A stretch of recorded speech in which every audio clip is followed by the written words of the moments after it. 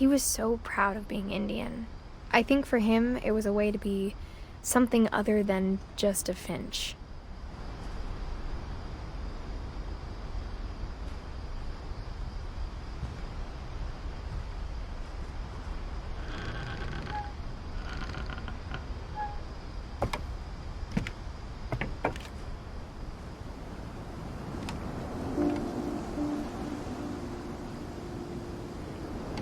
On the way back from Lewis's funeral, my mom told me to start packing. She waited until the day before we left to tell Edie.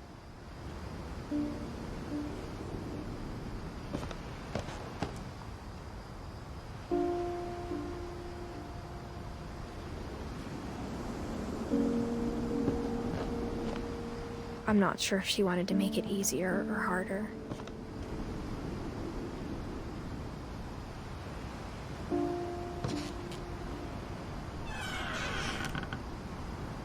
I wish we'd stayed.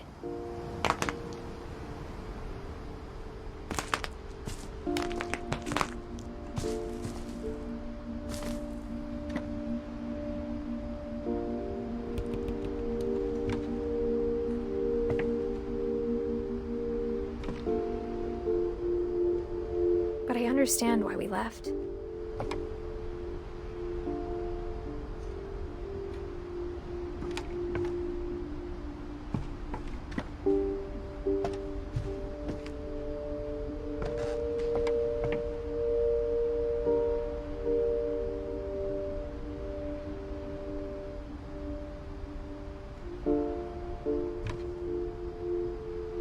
My mom ended up leaving everything behind.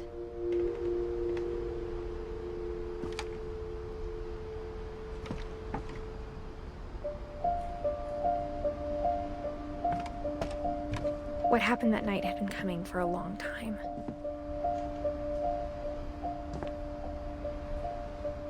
Maybe it should have come sooner.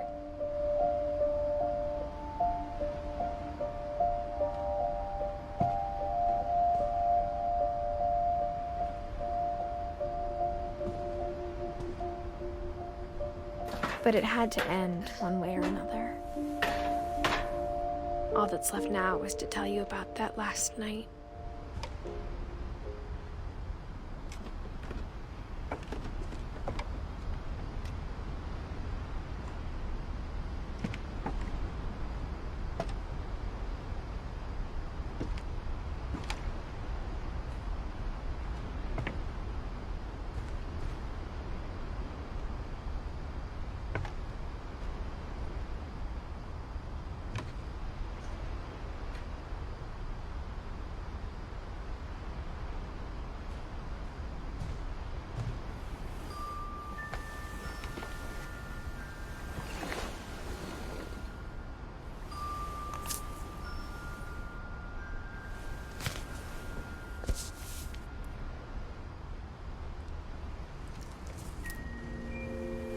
That whole last day, Edie just watched us pack and didn't say a word.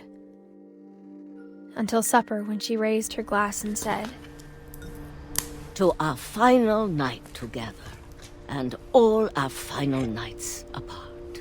Grandma, you know what I said about alcohol. Some of your medications are very Edith, specific. I left a present for you in the hallway. Why don't you go open it? The grown-ups have to argue now. I'm sorry, you're right. We're all leaving tomorrow. Let's just enjoy our last... I'm not leaving. Edith, you're excused.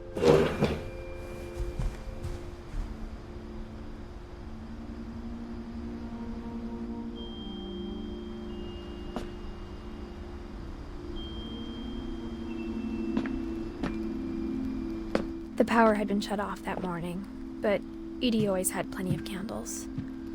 When my mom sealed the library, I don't think she knew about the other entrance.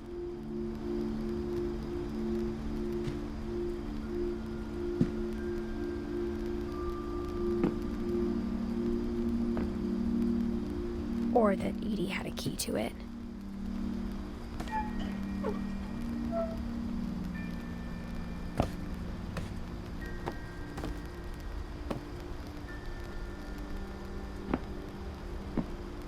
That thing thing you're afraid of isn't going to end when you leave the house.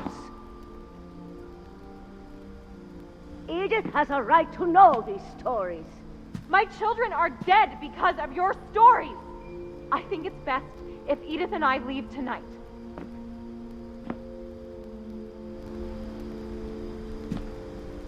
We'll have the nursing home send a van for you in the morning, okay?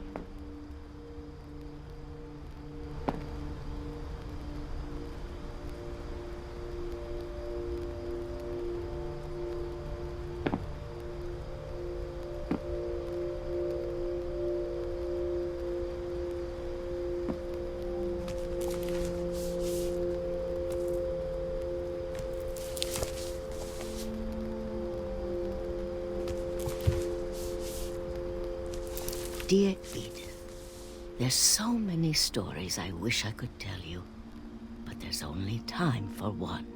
This is about what happened on the night you were born. That night, the tide went way, way out. It was the first and last time I ever saw the old house aground.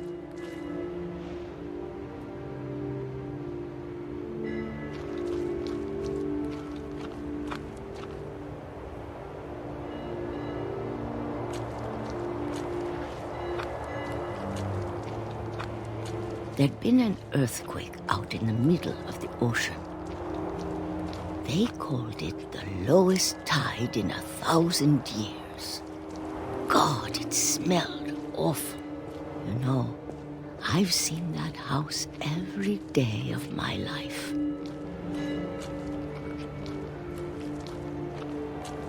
But I never thought I'd go back to it. When the fog rolled in, I lost my way.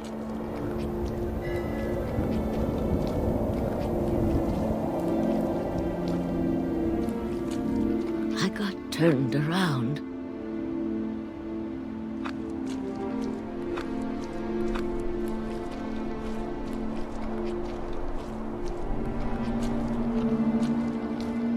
For a while, I wandered.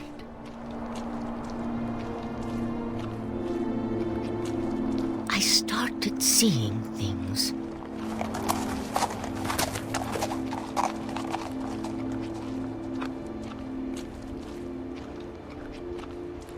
Things I'd forgotten had ever existed.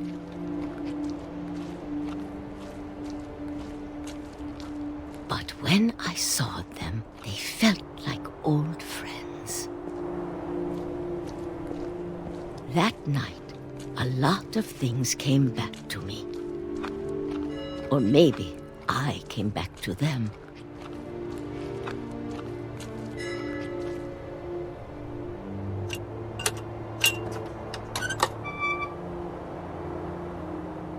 Things I can't explain, but that I need you to try and... Edith, what are you doing in here? It's mine. Edith! Mom, you're gonna rip it! Let go! I kicked and screamed, but Mom dragged me to the car. I never saw Great-Grandma Edie again. The next morning, the van came to pick her up, but she was already gone. After that, we moved around a lot.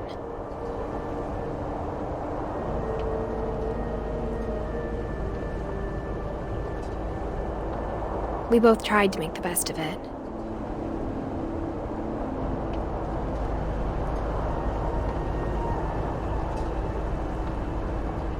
A few years went by.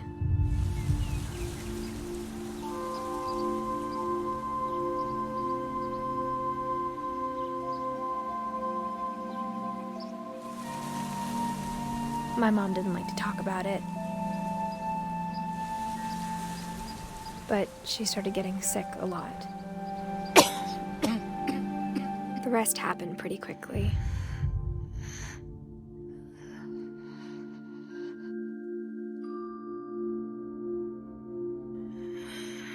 She got better for a while, and then she didn't.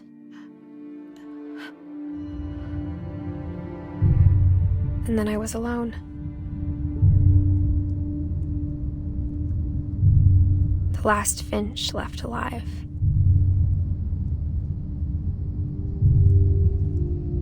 Until I found out about you. I'm still not sure what to tell you about all this.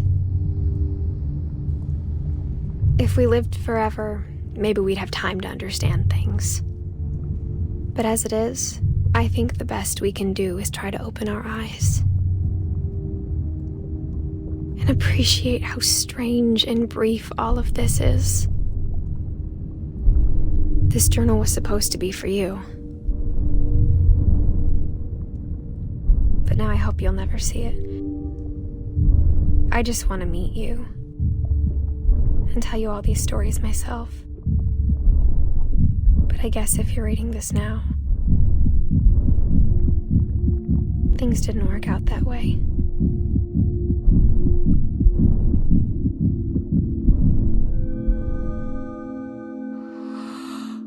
This is where your story begins. I'm sorry I won't be there to see it. It's a lot to ask, but I don't want you to be sad that I'm gone. I want you to be amazed that any of us ever had a chance to be here at all. Good luck.